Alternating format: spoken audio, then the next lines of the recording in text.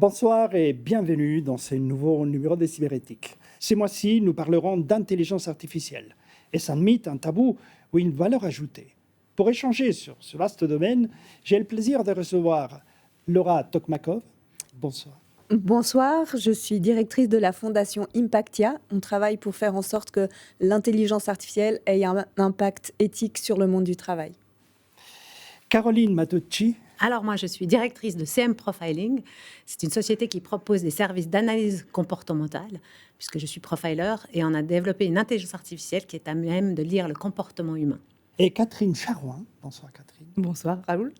Alors moi, j'ai travaillé aux côtés de Caroline, justement pour CM Profiling. D'accord. Et puis maintenant, je suis mentor auprès de la fondation Impactia. Je commence avec Laura. On parle beaucoup d'intelligence artificielle, on parle beaucoup des chats GPT en ce moment. Pourquoi cet embrasement? Ok, parce que depuis le mois de novembre, sont tout à coup arrivées sur le marché des nouvelles intelligences artificielles qui sont très accessibles au public. On appelle ça des intelligences artificielles génératives qui permettent, en leur donnant des instructions par du texte, de faire des choses comme écrire du texte, générer des images, générer des sons. Et puis, tout d'un coup, tout le monde est en train de jouer avec ça et se rend compte de qu'est-ce qui est en train de se passer, qu'est-ce qui est en train de se remplacer avec ces intelligences artificielles.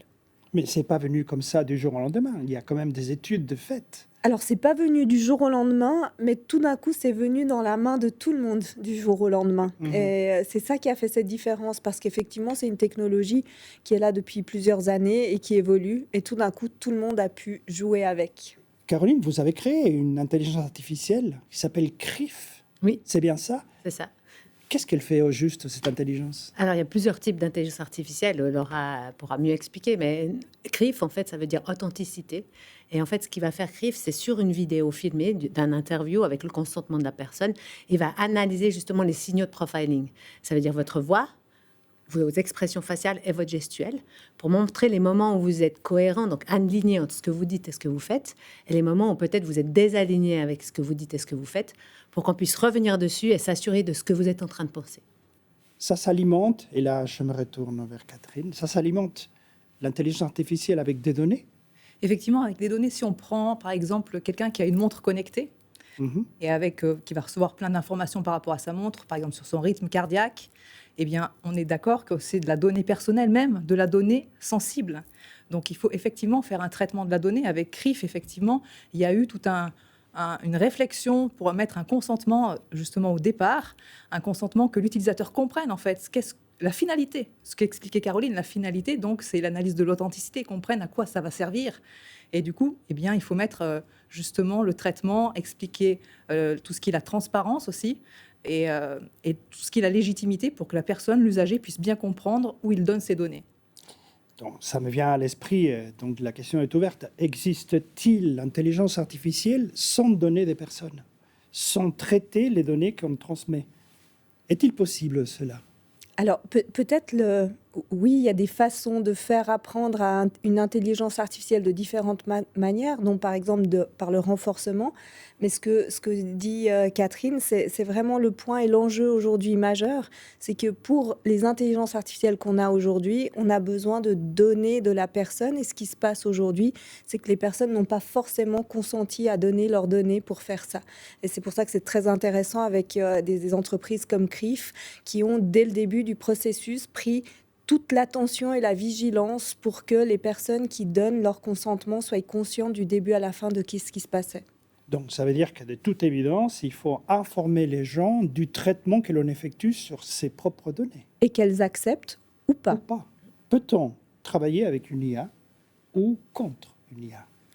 Alors, je pense qu'en tant qu'humain, dès qu'on va commencer à vouloir aller contre quelque chose, ça va nous prendre une énergie qui sera peu constructive. On peut travailler, on peut collaborer aujourd'hui avec les IA. Ça va dépendre de la posture qu'on prend avec.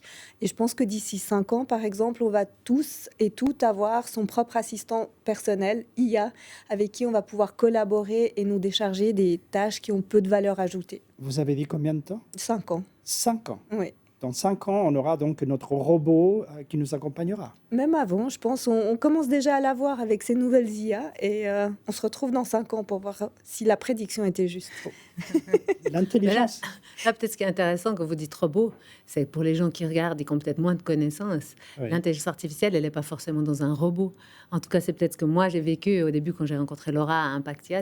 Pour moi, l'intelligence artificielle, c'était forcément un robot. Mais c'est pas ça. En fait, c'est des algorithmes, c'est de l'architecture derrière, c'est du calcul sur des GPU. Donc oui, je pense peut-être même avant 5 ans, comme tu dis, les robots, ils sont déjà là. Catherine parlait de la montre connectée, c'est déjà une intelligence artificielle. Mais c'est pas forcément un petit robot comme les gens voient. Non, on est bien d'accord. D'ailleurs, intelligence artificielle est un terme qui est utilisé aujourd'hui pour parler de la programmation intelligente. Peut-on dire ça? Alors peut-être c'est intéressant de dire qu'est-ce qu'on dit quand on dit intelligence artificielle. C'est une entité qui peut être soit virtuelle, soit dans un robot, qui a un comportement qui nous semble intelligent. C'est une entité qui va apprendre et faire des choses sans être explicitement programmée pour le faire. Donc ça ouvre déjà toutes les perspectives autres. Intéressant comme approche. Catherine, concernant la sécurité de la réglementation, qu'est-ce qu'il faut dire? Alors, justement, c'est en plein c'est actuel. La semaine dernière, il y a le Parlement justement européen qui s'est réuni pour justement retravailler sur cette réglementation. Ça fait depuis avril 2021 que la communauté européenne est dessus. Et cette réglementation sur l'IA, elle est là pour éviter les dérives et surtout permettre l'innovation. C'est pas freiner d'un côté. Et ce qui ressort en tout cas des premières discussions qui ont eu lieu la semaine dernière, c'est que, l'intelligence artificielle doit s'annoncer à l'être humain en disant « vous êtes en train d'être avec moi, avec une machine ». Donc ça, c'est la première chose, que l'humain sache qu'il est en train d'interagir avec une machine. Une deuxième chose qui est intéressante de soulever, c'est qu'il y a eu 4 niveaux qui ont été mis au niveau des intelligences artificielles, et que dans les 4 niveaux, en fait, il y en a un qui est considéré d'inacceptable. Donc c'est intéressant à savoir, par exemple, ils considèrent que tout ce qui va être les données biométriques, en fait, pris dans les espaces publics, ils souhaitent l'interdire. Tout ce qui va justement catégoriser l'humain, en fait, le mettre un score, ils souhaitent aussi l'interdire. Donc ça, c'est intéressant de voir qu'il y a des garde-fous quand même qui vont être mis dans cette réglementation. Et après, l'enjeu de ça serait que cette réglementation, eh bien, tout le monde joue dans la même cour. L'Europe est en train de faire quelque chose d'intéressant, de réfléchir correctement, tout en permettant l'innovation. Mais à l'Est et à l'Ouest, il faudrait que tout le monde joue dans la même cour. Et bien justement, concernant les enjeux, quels sont les enjeux que vous avez rencontrés en créant une start-up qui allait développer une intelligence artificielle? Vous savez, les enjeux, c'est pas tellement de développer l'intelligence artificielle, parce qu'on peut être bien entouré, il y a des partenaires, il y a des universités. Les enjeux qu'on a rencontrés, c'est justement, en tant que petite start-up, on est très vu, on nous fait faire respecter des cadres. Il faut un DPO, Data Protector Officer, ça veut dire une personne responsable d'être sûre de comment on traite les données. On doit mettre en place, on a essayé de trouver des choses, on va dire entre guillemets locales, mais d'être le plus éthique possible, le plus suisse possible pour qu'on sache où sont les données. Ça, c'était pas si difficile. Ça prend du temps, ça coûte beaucoup d'argent, ce qu'une petite start-up a peut-être pas. Par contre, où j'ai été très étonnée, c'est quand on commence à rentrer dans le marché, que tous les humains disent « Ah, attention l'intelligence artificielle, ah, attention l'intelligence artificielle », eh ben, mes premiers clients, surtout nos investisseurs, ils veulent des rapports. Je dis « Pardon, mais attendez, on est une intelligence artificielle éthique, justement, où on montre les signaux, où on montre bien qu'on ne labellise pas l'humain, donc dans les règles européennes, on ne le fait pas.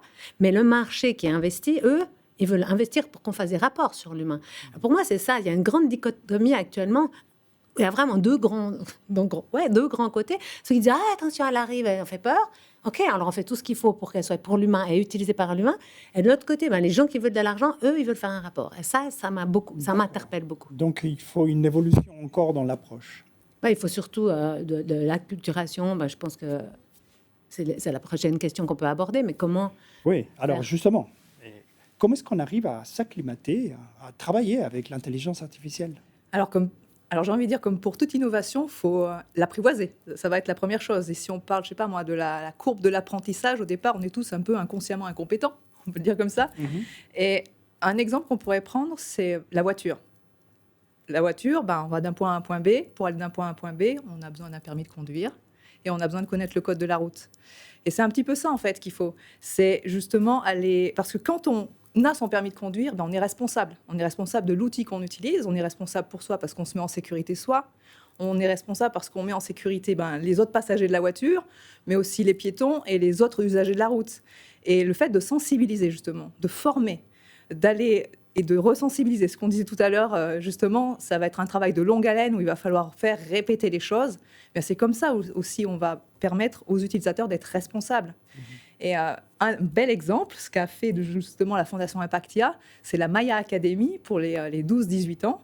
Et je pense que c'est à Laura d'en parler. C'est un très bel exemple justement pour sensibiliser les jeunes. Ce que je trouve intéressant, c'est qu'aujourd'hui, il y a beaucoup de gens qui sont soit pro-intelligence artificielle, soit contre-intelligence artificielle, mais de façon très superficielle.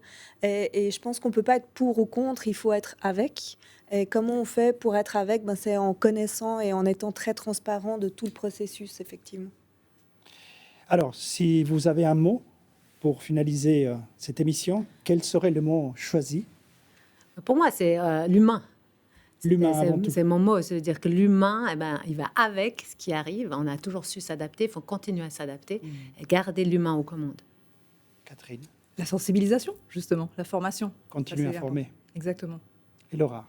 La collaboration interespèces. Comment on va apprendre à collaborer avec ces nouvelles espèces non humaines qui sont en train d'arriver. Mesdames, un grand merci pour ce riche échange. Quant à nous, nous nous réjouissons de vous retrouver prochainement sur Les Monts Bleus.